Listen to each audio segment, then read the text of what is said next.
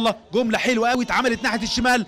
علي معلول يلعب العرضيه، يا سلام يا ولد، حلوه لسه فيها خطوره، مش ممكن. اجاي يا ولد يا اجاي، هدف ثالث اجاي. واتعملت اول جمله، لو اتعادت مره ثانيه جمله روعه روعه روعه اتعملت من النادي الاهلي. لو جت من بدايتها كده نعد اللمسات اللي اتعملت في نص ملعب النادي الاهلي. في الدقيقه 83 اجاي بيتقدم بهدف ثالث. خلاص زي ما بيقولوا كده بلغه الكوره، رموا الفوطه فريق طلائع الجيش. ادي هنا فرحه جماهير النادي الاهلي اللي موجوده في استاد السلام. اجاي هدف ثالث.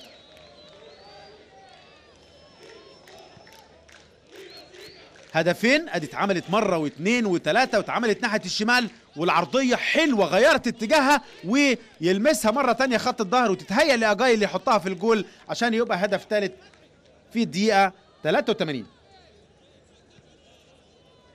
83 دقيقة أجاي بيتقدم للنادي الأهلي، غير الشكل تماما.